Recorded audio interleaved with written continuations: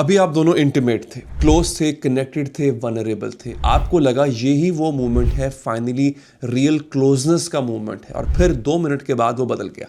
Phone उठा लिया, side पे टर्न कर लिया, या मोनोसिलेबस छोटे छोटे आंसर्स में बात करना शुरू कर दी, या फिर उठ के चला गया। और आप वहीं पड़ी हैं, नेकेड, फिजिकली भी और इमोशनली भी। सोच रही हैं कि मैंने क्या गलत किया, क्या मैं इनफ नहीं हूं इसके लिए, अभी तो सब ठीक था, अचानक क्या हो गया।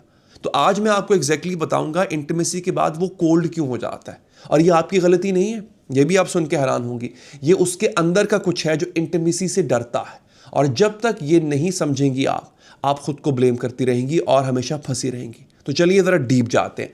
पहले एक चीज़ को आपको क्लियर कर दूं, 2 टाइप्स हैं पोस्ट सेक्स क्लोजनेस के। 2 टाइप्स होते हैं और दोनों अलग हैं, दोनों का साइकोलॉजी अलग है। और ये पहचानना बहुत ज़रूरी है कि आप इन दोनों में से किस सिचुएशन में हैं। पोस्ट, या एक उसे कहते हैं नॉर्मल पोस्ट सेक्स शिफ्ट, ये हेल्दी होता है। जी हाँ, दिस इज हेल्दी। देखिए ये समझिए, टाइप 2 जो है ना, वो आपको क्लियरली समझ तब आएगा जब टाइप 1 आप समझोगे। देखो, सेक्स के बाद बायोलॉजिकली कुछ होता है, आपके अंदर ऑक्सीटोसिन रिलीज होता है, ये बॉन्डिंग हार्मोन होता है, ठीक है। लेकिन उसी के साथ साथ साइमल्टेनियसली प्रोलैक्टिन भी रिलीज होता है। प्रोलैक्टिन क्या होता है? सेटिस्फैक्शन का ये हार्मोन है, यानी ये सेटिस्फैक्शन सिग्नल देता है और एनर्जी को ड्रॉप कर देता है कि अब सब हो गया, एनर्जी ड्रॉप। आदमियों में स्पेशली जो है ये एक ऐसा पीरियड क्रिएट करता है, सिर्फ कहते हैं कि रिफैक्टरी पीरियड कह लें आप इसको, वो क्रिएट करता है। ये थोड़ा क्वाइट हो जाना, नींद का आ जाना, एनर्जी का लो हो जाना, ये नॉर्मल होता है और ये हेल्दी भी होता है। इसको आप कोल्ड नहीं बोलोगे, ठीक है। नॉर्मल पोस्ट सेक्स शिफ्ट में ये अभी भी कहीं ना कहीं आदमी आपका कनेक्टेड है आपसे, उसकी एनर्जी लो हो गई है और ये हेल्दी है। वो शायद बात नहीं कर रहा, लेकिन वो आपके पास है, टच है, प्रेजेंस है। अगर आप बात कर रहे हो उससे तो वो रिस्पॉन्ड भी कर रहा है। बस अगेन थोड़ा लो एनर्जी है, विच इज बायोलॉजिकल, और ये प्रॉब्लम नहीं है। प्रॉब्लम तब है जब ये कोल्ड हो, जब वो इमोशनली विड्रॉ हो जाए, जब वो फिजिकली दूर हो जाए, जब आप फील करो कि कनेक्शन ब्रेक हो गया है इंटीमेसी के फौरन बाद। ये है टाइप 2 और आज का टॉपिक बेसिकली हमारा यही है, इमोशनल विड्रॉल। ये है रेड फ्लैग। ये दिखता कैसे है? इंटीमेसी के इमीडिएटली बाद वो डिस्टेंट हो जाता है, फोन में घुस जाता है, साइड टर्न करके लेट जाता है बिना कुछ बोले, ऑकवर्ड हो जाता है, जैसे कुछ हुआ ही नहीं है आपके बीच, या फिर फिजिकली रूम से ही निकल जाता है। आप उसको रीच आउट करने की कोशिश करो, वो अवेलेबल ही नहीं है आपके लिए, इमोशनली भी अवेलेबल नहीं। और आप ये फील करते हो, क्या फील करते हो? Used, confused, alone. Even though वो फिजिकली शायद वहां हो भी, तब भी आप ये फील करते हो। और ये पैटर्न है और ये हर बार होता है। क्यों? यही तो एक माइंड बॉगलिंग चीज है। और इसको समझने के लिए 4 साइकोलॉजिकल रीजंस हैं जो मैं प्रेजेंट करने जा रहा हूं, और सबकी रूट सेम है। क्या? इंटीमेसी से डर।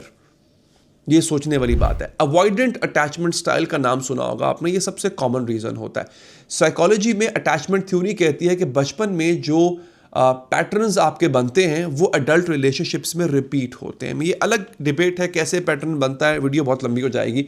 अवॉइडेंट अटैचमेंट स्टाइल कैसे बनता है? बचपन में जब इमोशनल नीड्स आपकी मीट नहीं होती है, पेरेंट्स फिजिकली प्रेजेंट थे बट इमोशनली अनअवेलेबल थे, उनका प्यार पाने के लिए कोशिश करना पड़ती थी, या फिर इमोशंस एक्सप्रेस करने पे शेम मिलती थी आपको, मर्द रोते नहीं है, इतना इमोशनल मत हो, स्ट्रांग बनो। तो बच्चे ने क्या सीखा? Closeness is equals to danger, vulnerable होना इज इक्वल्स टू वीक होना, emotions is equal to avoid करो। ये एडल्ट में क्या होता है? सेक्स के दौरान इंटीमेसी फोर्स होती है, वनरेबिलिटी फोर्स होती है, कनेक्शन फील होता है, अवॉइडेंट का ब्रेन पैनिक कर जाता है वहां पे। This is where it goes wrong. Too close, retreat. Immediately बाद उसके वो डिस्टेंस क्रिएट करता है, फोन, साइलेंस, फिजिकली दूर होना। वो आपको रिजेक्ट नहीं कर रहा, वो क्लोजनेस से भाग रहा है, क्योंकि उसका नर्वस सिस्टम कहता है ये सेफ नहीं है। ये था एक रीजन, अब आपको समझ आ गया होगा। और जो दूसरा रीजन है वो इससे भी ज्यादा डार्क है। सेक्स में इमोशनल कनेक्शन होता ही नहीं है। आपको लगा होगा सारा कसूर आपका है या उसका है ही नहीं, वो बेचारा है। नहीं, ऐसा नहीं है, उसका कनेक्शन ही नहीं है। और ये बहुत पेनफुल है सुनना, बट ज़रूरी भी है। कुछ लोगों के लिए सेक्स फिजिकल एक्ट है बस, period. Emotional connection not at all. वो सेक्स करता है बट वो कनेक्ट नहीं करता। तो इंटीमेसी के बाद उसके लिए कोई इमोशनल रेजिड्यू नहीं है। ट्रांजैक्शन, उसकी जो ट्रांजैक्शन है वो कंप्लीट हो गई है, लेट्स मूव ऑन नाउ। आपके लिए वो मूवमेंट मीनिंगफुल था, उसके लिए वो मूवमेंट फिजिकल था। इसका साइन पता है क्या है? सेक्स के पहले, उससे पहले भी जो कनेक्शन था ना, आप नोट करना, वो सुपरफिशियल होता है। रोमांस मिनिमल है, फोर प्ले बिल्कुल ना होने के बराबर है या रश्ड है। आपकी प्लेजर सेकेंडरी है, आपका उसका जो फोकस है वो अपनी नीड मीट करना है। बाद में कोल्ड होना एक्सटेंशन है उसी पैटर्न की। ये क्या इंडिकेट करता है कि या तो वो इमोशनली अनअवेलेबल है जनरली, या आपके साथ स्पेसिफिकली वो इमोशनली इन्वेस्टेड ही नहीं है। दोनों केसेस में प्रॉब्लम आपकी नहीं है, ये आपकी प्रॉब्लम नहीं है। अब यहां पे दो रीजंस हो गए। तीसरा, ये गिल्ट से रिलेटेड है, पोस्ट सेक्स गिल्ट या शेम। कुछ लोगों में सेक्स के साथ शेम एसोसिएटेड होता है। फॉर एग्जांपल, रिलीजियस अपब्रिंगिंग उनकी ऐसी है, कल्चरल कंडीशनिंग ऐसी है, पास्ट ट्रॉमा है। सेक्स के दौरान अराउजल ओवरराइड कर देता है शेम को, बट इमीडिएटली उसके बाद जब अराउजल ड्रॉप होता है, शेम हिट करता है। ये गलत था, मैंने कंट्रोल खो दिया, मुझे ऐसा नहीं करना चाहिए था। वो आपसे नहीं, खुद से अनकंफर्टेबल है, उसका विड्रॉल, उसका इंटरनल कॉन्फ्लिक्ट है। बट आप क्या फील करते हो? रिजेक्टेड, मैंने कुछ गलत किया होगा। एक्चुअली ये उसका शेम है जो वो एक्सप्रेस नहीं कर पाता।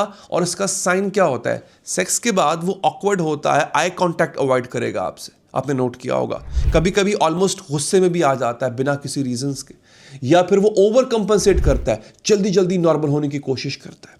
ये अनरिजॉल्व्ड शेम है जो सरफेस पे आ रहा है। ये 3 रीजंस हो गए। चौथा है वो सबसे कैलकुलेटेड होता है, डिलिबरेट इमोशनल मैनिपुलेशन, और ये नार्सिसिस्टिक पैटर्न है। कुछ लोग इंटेंशनली हॉट एंड कोल्ड करते हैं, इंटीमेसी में full attention, full presence, immediately उसके बाद विड्रॉल। क्यों? क्योंकि इंटरमिटेंट रीइंफोर्समेंट करना है, आपको एडिक्टेड बनाना है। वो अमेजिंग मूवमेंट जो आप चेस करते हो, वो कोल्ड मूवमेंट आप ज़्यादा ट्राई करते हो उस दौरान जब कोल्ड हो जाता है। वो शायद अगर मैं कुछ और हो जाऊं तो वो कोल्ड नहीं होगा। ये डिलिबरेट पावर डायनामिक है। इसका साइन पता है क्या है? पैटर्न कंसिस्टेंट है, हर बार सेम है। इंटीमेसी के बाद कोल्डनेस पैटर्न है, सेम है, और जब आप विड्रॉ करो सडनली वो वार्म हो जाता है, वो कंट्रोल गेम खेल रहा है। ये अब्यूज है, सटल है बट रियल अब्यूज है। अब ये 4 रीजंस कंप्लीट। अब आप कैसे रिस्पॉन्ड करो, सवाल ये।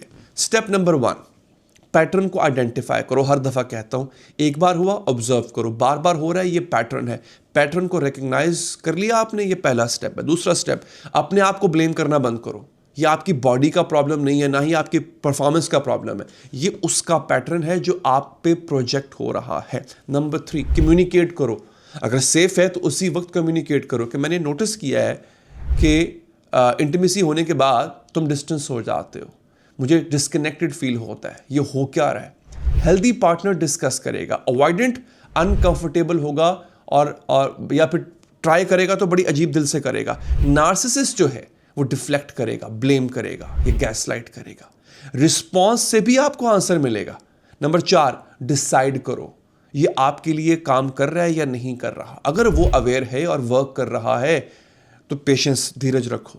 अगर वो डिनाई कर रहा है, ब्लेम कर रहा है, चेंज नहीं हो रहा है, तो फिर ये कौन है वो? आपको उस वक्त देखना है कि ये कौन है। ये पैटर्न वाला आदमी है, आप चूज कर सकते हो ये एक्सेप्ट है, आपको एक्सेप्ट करना है या नहीं करना है। स्टेप 5, अपनी वर्थ को याद रखो। आप डिजर्व करते हो, इंटीमेसी के बाद भी कनेक्शन डिजर्व करते हो। आप डिजर्व करती हैं क्लोजनेस जो कंसिस्टेंट हो, आप डिजर्व करती हैं पार्टनर जो प्रेजेंट हो, फिजिकली प्रेजेंट रहे, इमोशनली प्रेजेंट रहे। ये हाई स्टैंडर्ड्स नहीं है, ये बेसिक है, ठीक है। तो अब इंटीमेसी के बाद कोल्डनेस आपको क्रेजी बना रहा है, आप खुद समझ नहीं पा रहे हो हो क्या रहा है, आप फील कर रही हैं डिस्कनेक्ट, और वो डिस्कनेक्ट रियल है, वो उसके अंदर से आ रहा है, उसके पैटर्न्स, उसके फियर्स, उसके इंटेंशन से। आपकी गलती नहीं है, बट आपकी चॉइस है ये एक्सेप्ट करना या ना करना। सो कमेंट में बताइए कि क्या आपके साथ भी ऐसा होता है इंटीमेसी के बाद, क्या वो कोल्ड हो जाता है? हाँ या ना में लिखिए, शेयर कीजिए ये वीडियो, उनसे शेयर कीजिए, उन औरतों तक पहुंचाइए जो खुद को ब्लेम कर रही हैं। सब्सक्राइब कीजिए ताकि आप ऐसे अनकंफर्टेबल सिचुएशन में अगर आपको राह नहीं मिल रही तो इन वीडियोस के जरिए आपको राह मिल सके। मिलते हैं अगली वीडियो में।